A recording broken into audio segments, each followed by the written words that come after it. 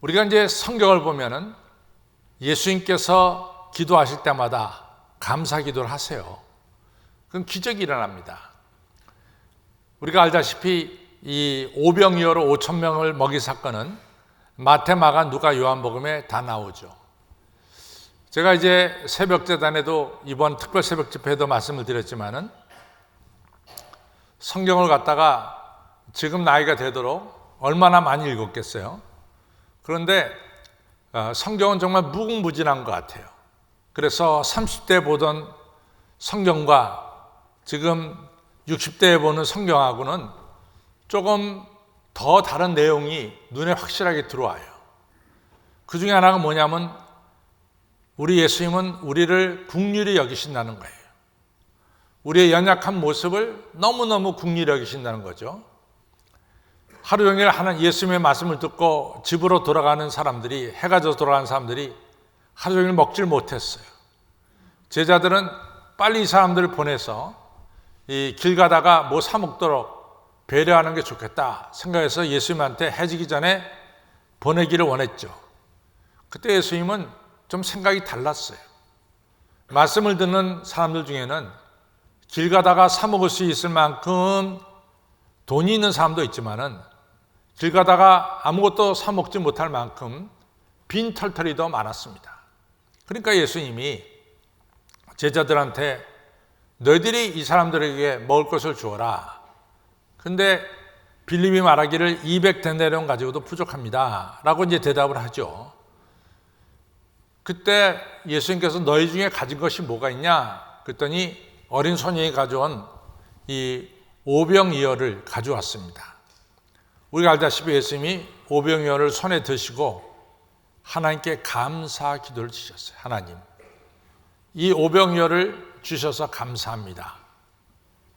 예수님께서 감사 기도를 드리셨어요. 그 다음에 어떤 일이 벌어집니까? 오병이어를 나눠주는데 5천 명도 더 되는 사람이 배불리 먹고도 12광주리가 남는 기적이 일어났어요. 감사는 매직 월드, 이 기적을 가져오는 말이죠. 기적을 가져왔습니다. 오늘 여러분 가져가 이제 성경을 읽었는데 유명한 요한복음 11장에 나오는 죽은 나사로가 살아난 사건이죠. 성경을 보면서 또 다른 면을 보게 되는데 그건 뭐냐면은 지금처럼 어딜 가든지 호텔이나 우리가 이 머물 곳이 뭐 펜션도 있고 요즘 많잖아요. 머물 곳이. 근데 예전에는 그렇게 머물 곳이 없었어요. 그래서 이 복음을 전하는 순례자들이 복음을 전하러 가는 건 좋은데 머물 곳이 없단 말이죠. 근데 이제 성도들 중에는 복음 전도자들에게 잠자리를 제공하는, 머물 곳을 제공하는 성도들이 있습니다. 뭐 꼽자면 빌립보의 루디아라는 여인이 이 사도 바울이 빌립보에 갔을 때 거기서 머물 수 있도록 사도 바울과 실라를 거기 머물게 했죠. 또 여러분들 사도 바울이 고린도 갔을 때 아굴라와 브리스길라 부부가 이같이 사도 바울을 머물게 했습니다. 또 구약에 보면은 엘리사라고 하는 위대한 선지자가 어디 살았냐면 갈멜산에 살았어요. 근데 거기서 가까운 도시가 수넴이라고 하는 도시인데 엘리사 선지자가 도시에 나와서 수넴에 나와서 일을 보다가 어떨 때는 일이 늦게 돼서 해가 저물면은 수넴에서 주무시고 그 다음날 갈멜로 가야 됩니다. 근데 이 엘리사가 밤이 돼서 주무실 것이 별로 마땅치 못할 때 우리가 열왕기 하 4장에 보면은 수넴 여인이 등장하는데 이 여인이 이같이 엘리사에게 밤에 주무실 수 있도록 잠자리를 제공합니다. 거기서 끝난 게 아니라 자기 남편에게 이야기를 해서 그 엘리사를 위해서 작은 집을 하나 져드려요. 자기 마당에. 엘리사가 얼마나 감사한지 몰라요. 이 수넴에 오면은 이제는 잠자리 걱정 없이 수넴 여인이 만들어진 그 집에서 잠자게 되니까 너무너무 감사한 거죠. 그래가지고 엘리사가 뭔가 이 집에 해주고 싶어요. 근데 이 집 꽤 부자입니다. 돈이 아주 모자란 집이 아니라 상당히 물질이 많은 집이에요. 근데 이 집에 딱 하나가 부족했어요. 그것은 뭐냐면 이 집에 아이가 없었어요. 그래서 엘리사가 이 가정에 이제 기도해서 아들을 선물로 받게 하는 것을 우리가 알 수 있습니다. 예수님의 본래 자라나고 활동하신 곳이 갈릴리죠. 그런데 예수님께서 예루살렘에 와서 유월절, 오순절, 초막절을 지내야 되니까 이런 절기에 오면은 예루살렘 시내, 성내에는 정말로 잠자기가 어려웠어요. 왜냐하면 성내에는 부잣들이 살고 있었고 돈이 많지 않으면 성 안에서는 주무실 수가 없는 거예요. 그럼 이제 성 밖으로 가야 되는데 문제는 뭐냐면 유대인의 율법에 안식일 날 걸어갈 수 있는 거리가 제한되어 있습니다. 많이 걸을 수가 없어요. 근데 율법 안에 걸어갈 수 있는 그런 지역이 뭐냐면 기드론 시내를 건너자마자 있는 베다니 마을이에요. 이 베다니라는 마을은 바로 안식일에도 걸어갈 수 있을 만큼의 거리가 떨어진 곳이죠. 근데 그 베다니 마을에 마르다 마리아가 사는 그 집이 예수님을 영접한 거예요. 그래서 예수님께서 예루살렘에만 가면 그 집에 머무시는 거예요. 그리고 안식일에 또는 예루살렘에 갈 수가 있는 거죠. 예수님 마음속에 늘 마르다 마리아에 대한 이 배려, 마르다 마리아가 예수님께 대한 이런 배려가 늘 감사한 거죠. 근데 그 집에 글쎄 오빠가 죽은 거예요. 그러니까 예수님이 저 북쪽 갈릴리 근처에 있다가 이 오라비가 죽을 병에 걸렸다 해서 그냥 내려왔는데 오라비가 죽었어요. 예수님께서 이 죽은 나사로 무덤에 가니까 마르다도 울고 마리아도 울면서 마르다 마리아가 그랬죠.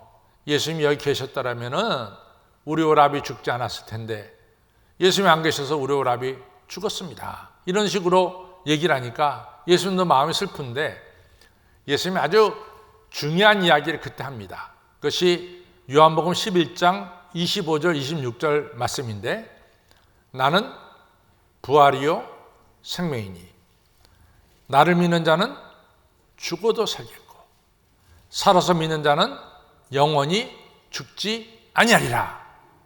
이 엄청난 말씀을 바로 요한복음 11장 25절 26절에 하십니다. 그리고 오늘 요한복음 11장 41절에 보면 하나님 언제나 나의 기도를 들어주심을 어떻게 해요? 감사하나이다. 우리 예수님께서 감사 기도를 하셨어요. 하나님 언제나 나의 기도를 들어주심을 감사하나이다. 감사 기도 하셨단 말이죠. 그래서 무덤을 향해서 나사로야 나오라. 그러니까 나사로가 수의를 입은 채로 무덤에서 살아나오는 기적의 역사가 일어났습니다.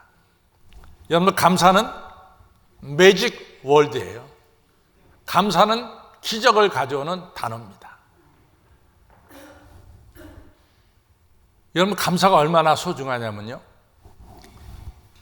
우리가 사망의 음침한 골짜기를 지날지라도 해를 두려워하지 않을 것은 주의 지팡이와 막대기가 나를 안위하시나이다. 다윗의 감사죠. 저는 시편 57편을 이렇게 보면은요. 그 57편의 내용을 이렇게 읽으면 마음이 너무 짠해요. 그리고 다윗에 대한 존경심이 저절로 올라가요. 아시다시피 다윗이 사무엘상 16장에서 사무엘에게 기름 부음 받아요. 그 다음에 사무엘상 그 다음 장이 17장인데 17장으로 넘어가서 다윗이 골리앗과 싸워서 승리를 거둡니다. 그 다음 장 18장에 가서 이스라엘 군대가 블레셋을 이기고 승전하고 이제 기브온으로 들어올 때 여인들이 길가에 서서 사울이 죽인 자는 천천히요 다윗이 죽인 자는 만만이다 이런 노래를 불러요. 그때 사울이 마음이 좀 삐뚤어졌어요. 야, 왜 어린 다윗은 저렇게 높이고 나는 낮추는가? 이래서 마음이 몹시 상했어요. 그 다음부터 사울이 다윗을 죽이기로 작정합니다. 여러분들 중에는 목사님, 그런데 왜 다윗을 사울왕이 사위로 삼았나요? 이렇게 질문하는 사람이 있어요. 근데 그 내막을 보면은 사울왕이 다윗을 정말 좋아서 자기 사위로 삼은 게 아니에요.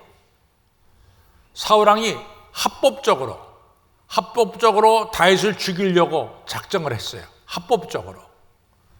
그 방법 중에 하나가 뭐냐면 누구든지 블레셋 사람의 표피를 100개를 가져오면 내가 내 둘째 딸 미가를 부인으로 주마 그랬어요. 그러니까 다윗이 나가서 블레셋 사람하고 전쟁하다가 죽기를 바래서 누가 블레셋 사람의 표피를 100개를 가져오면 내가 내 딸 주겠다 그런 거예요. 근데 다윗이 200개를 가졌어요. 200개. 그러니까 할 수 없이 자기 딸 미가를 부인으로 줬죠. 그리고 이제 미가라고 사는데 얼마나 사울이 못돼 먹었냐면 자기 딸과 사이가 한 침대를 쓸 거 아니에요? 그 침대에 잠자는 다윗을 죽이라고 자객을 보내는 거예요. 그 자객을 보내는데 미갈이 그때만 해도 남편을 지독하게 사랑했으니까 남편에게 말합니다. 당신 우리 아버지가 자객을 보냈어. 당신 잠잘 때 찔러 죽일 거야. 그러니까 당신 빨리 창을 타고 내려가라고, 도망가라고.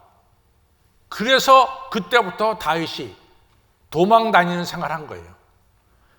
다윗이 얼마나 억울해. 그러니까 사무엘상 19장에 가서 보면은 라마에 살고 있는 사무엘에게 찾아갑니다. 아, 선지자님, 내가 뭘 잘못했다고 저 사울왕이 나를 갖다가 죽이려고 듭니까? 이 사정하러 갔어요. 근데 사울왕이 다윗이 라마 이 사무엘 집에 있다는 걸 알고 50명씩 군대를 3번이나 보내요. 가서 다윗 죽이라고. 근데 그때만 해도 사무엘의 영권이 얼마나 강한지 50명의 군대가 창과 칼을 가져오다가 한 500m쯤 떨어지면 스스로 무장해제. 이 군인들이 하도 사무엘의 영권이 강하니까 그 벌거벗은 채로 사무엘에게 와서 이제 사무엘의 말씀을 듣는 거예요. 그러기를 3번이나 했어요. 그러니까 다윗과 사무엘을 건질 수가 없었죠. 근데 다윗이 속으로 생각하기에 야, 내가 이렇게 있다가 내가 다치는 것은 물론이고 저 훌륭하신 사무엘 선지자까지 다치는 게 아니냐 이리 생각해가지고 다윗이 자리를 옮겨요. 옮겨가지고 어디로 가냐면 이제 노비라는 곳에 갑니다. 그것이 이제 사무엘상 20장에 나와요. 근데 노브는 어떤 곳이냐면 제사장들이 모여 사는 제사장촌이에요. 제사장 85명이 모여 사는 것이에요. 거기 가서 유명한 이같이 다윗이 제사장 아히멜렉으로부터 진설병을 그때 받습니다. 그럼 너무 배고프니까 도망다니다 보면 먹을 것도 없으니까 너무 배고프니까 제사장 아히멜렉이 제사장들만 먹는 떡, 진설병 떡을 다윗과 다윗을 따르는 이런 부하들에게 줍니다. 근데 그것이 나중에 말이에요. 알게 돼가지고 이 사울이라는 왕이 얼마나 악하냐면 제사장 85명을 죽였어요. 거기서 85명을. 야, 무서운 사람이야. 제사장 85명을 죽였어요. 그러니까 다윗이 도망갈 데가 없어. 뭐 사무엘한테 가면 사무엘에게 군대 보내지, 아히멜렉 제사장 85명을 죽이지. 다시 어딜 도망갑니까? 그래가지고 할 수 없이 다윗이 이스라엘에게 적이죠. 이스라엘을 괴롭히고 이스라엘 땅을 빼앗는 적이 바로 뭐냐면 블레셋입니다. 블레셋에 5개의 도시국가 있어요. 아스돗, 아스타롯, 뭐 가사, 가드 하면서 5개의 도시국가 있는데 5개의 도시국가 중에 하나인 제일 큰 도시국가인 가드에 갔어요. 정말 자기 적한테 간 거죠. 거기는 이스라엘 군대가 함부로 올 수 없으니까. 그래서 가드왕 아기스한테 가서 자기를 좀 봐달라 그래요. 근데 아기스의 부하들이 다윗을 보자마자 저 사람 누구야? 우리 골리앗 죽였잖아. 저 사람 누구야? 이스라엘 여자들이 노래 부르기를 사울이 죽이냐 천천히고 다윗이 죽이냐 만만이라고 하는 저 사람 아니야? 저 사람 왜 왔어? 이러면 분위기가 순식간에 바뀌는 거야. 다시 보니까 이러다가 자기 죽게 생겼어요. 기지를 발휘하죠. 그래가지고 기지를 발휘해가지고 침을 질질질질 흘리고 이러면서 담벼락에 막 비벼대고 미친 사람 순응을 하는 거지. 그때 이 가장 아기스가 우리나라에 말이지 미친 사람이 부족해서 저 사람 받겠냐? 그래갖고 다윗을 내쫓아요. 그 다음에 다윗이 간 곳이 어디냐면은 아들람 수풀에 갔어요. 그때 지은 시가 시편 57편이라. 그때 지은 시가 그 시편 57편에 보면 다윗이 수풀 속에서 지은 시다 이렇게 쓰여져 있어요. 막막하죠. 어디 갈 데가 없어요. 정말 예수님 말씀 맞다나 인자는 머리 둘 곳이 없다라고 말씀한 대로 다윗은 머리 둘 곳이 없어요. 뭘 잘못했습니까? 그리고 숲 속에 이같이 지내면서 다시 쓴 시가 뭡니까? 인자하신 여호와 하나님, 내가 하나님을 찬양하고 하나님께 감사하나이다. 야, 어떻게 하나님께 원망하지 않고 하나님께 감사하나이다 찬양할 수 있냐 이거지. 저는 시편 57편을 맡아 천일이 올라. 야, 이런 상황 속에서도 자비하신 하나님, 시편 57편 8절, 9절, 10절 보십시오. 자비하신 하나님, 내가 여호와 하나님을 찬양하나이다 말이에요. 감사하나이다. 여러분, 이 감사가 기적을 가져오잖아요. 쫓겨다니던 다윗이 통일 이스라엘 왕이 되고 다윗을 끝까지 죽이겠다고 따라다니는 사울과 그 사울왕은 길보아산 전투에서 죽고 말잖아요. 여러분, 감사는 사망의 음침한 골짜기에서 우리의 건짐을 받는 거야. 이것입니다. 2차 대전 때 이야기예요. 독일 학생과 할아버지가 유대인 학생과 독일의 대학에 프랑크푸르트 대학에서 공부를 같이 하고 있었어. 둘이 룸메이트야. 근데 둘이 열심히 공부하는데 이 어떨 때 공부하다가 지치잖아요. 피곤하면. 1940년대 얘기인데 피곤하면은 이 유대인 학생은 나가서 뭔가를 하늘 보고 외쳐. 그래서 이 독일 학생이 너 뭘 이렇게 외우냐? 그랬더니 시편 23편을 히브리어로 외우는 거야. 그래서 여호와는 나의 목자시니 내게 부족함이 없으리로다. 이 시편 23편을 외우는 거야. 그리고 이 유대인 학생 그거 외우고 나서 정신 차려지면 또 다시 공부하는 거야. 그러니까 독일 학생이 그래 나도 너처럼 시편 23편을 독일어가 아니라 히브리어로 배우겠다. 그래서 히브리어 같이 배워서 같이 피곤하면 외치는 거야. 근데 이 나치스가 유대인을 갖다가 잡아가지고 가스실로 보내는데 이러한 일이 아주 지독하게 진행되니까 이 유대인 할아버지가 유대인 이 학생은 은둔지에 숨고 말았어요. 그리고 지내는데 독일 학생이 공부하고 있는데 소식이 들려왔어. 그 친구가 지금 큐슈타포 비밀경찰에게 붙잡혀가지고 트럭에 타가지고 아우슈비츠로 간다는 거야. 그러니까 독일 학생이 너무 그 친구가 안 됐잖아. 그러니까 자전거를 타고 막 가는데 아닌가 다를까 앞에서 유대인을 실은 트럭이 앞으로 가는데 그냥 이 독일인 친구가 달리면서 그 친구 이름을 막 부릅니다. 아무개야 부르니까 얼마 지나지 않아서 그 친구가 트럭 바깥으로 이렇게 얼굴을 내밀더니 이 독일 친구를 보면서 웃으면서 시편 23편을 독일어로 외운 거야. 히브리어로 외운 거야. 죽음으로 가면서 시편 23편을 밝은 얼굴로 읊어대는 유대인 친구의 얼굴이 독일인 친구에게는 잊혀지지 않는 거죠. 그것이 마지막이었습니다. 그 유대인 친구는 아우슈비츠에 가서 가스실에서 죽었어요. 그리고 2년이 지났어요. 전쟁이 너무 급박해지니까 독일 정부가 이 대학생들마저 군대에 입대시켜서 전선으로 보내는 거죠. 그래서 이 독일인 친구가 군대에 입대해가지고 저 동부전선 러시아하고 싸우는 그 전선에 배치돼서 전쟁하는 거죠.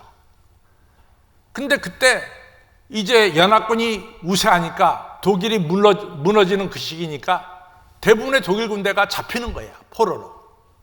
근데 러시아 군대가 독일군을 잡아놓으면 무조건 총살시켜. 다 일루해갖고 총을 쏴대는 거야. 그리고 죽여버려요, 포로를. 이 독일 학생도 이 러시아 군대에게 붙잡혀가지고 이제 총살령을 당하도록 돼 있어요. 그래갖고 이제 같이 총살 현장으로 갑니다. 이게 얼마나 무서운가. 막 소변을 질질 싸면서 가는 거야, 괴로워서. 그때 이 친구는 뭐가 생각났냐면은 자기 친구, 유대인 친구가 가스 현장으로 가면서 시편 23편을 외운 게 생각이 난 거야, 히브리어로.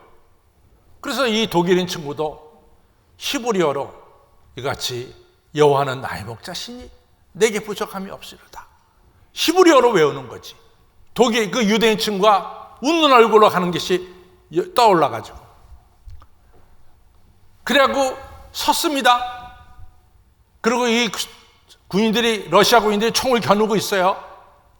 근데 이 독일인 이 학생은 죽을 때 여호와는 나의 목자시니 내게 부족함이 없으리로다 히브리어로 외운 거야. 그랬더니 그 총살 현장을 집행하는 장교가 스톱! 멈추게 했어. 그랬더니 이 장교가 그 자리에서 자기도 히브리어로 시편 23편을 외우는 거야. 여러분들 아시다시피 지금의 이스라엘 정부의 수뇌부들은 전부 다 거의 많은 사람들이 러시아에서 온 주이시가 지금 이스라엘의 전부 다 지도자들입니다. 많은 유대인들이 러시아에 가 살았어요.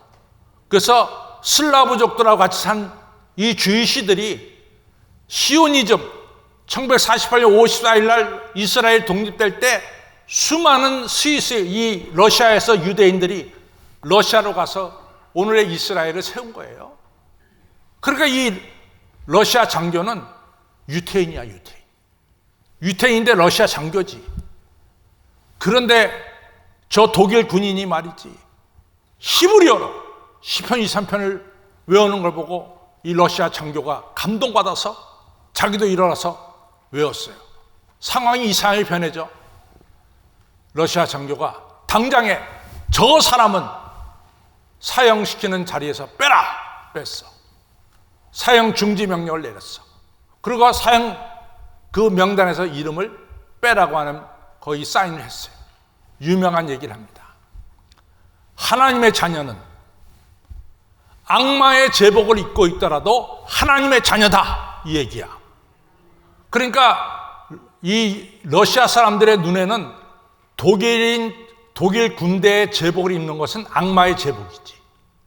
해골 그려진 거 입는 건 악마의 제복이지. 하나님의 자녀는 악마의 제복을 입더라도 하나님의 자녀다. 그래서 이 사람이 살아났어요. 감사는 사망의 음침한 골짜기를 지날지라도 우리를 지켜주시고 해를 받지 않도록 보호해 주시는 기적이 바로 감사에서 나옵니다. 근데 이제 감사가 중요한 게 있어. 그냥 무작정 감사하면 안 돼. 감사는 깨달아서 감사해야 돼. 그래서 감사는 think라고 하는 생각한다는 단어에서 thanks라고 하는 감사가 나왔어요. 여러분과 제가 받은 바 은혜를 기억하고 깨닫고 감사하시기를 바랍니다. 감사는 뭐뭐뭐 하는 게 아니야. 즉시로 감사해야 돼. 즉시로. 그리고 감사는 힘을 다해서 감사하는 것이 감사입니다. 저 따라서 감사는 기적이다. 감사는 기적이다.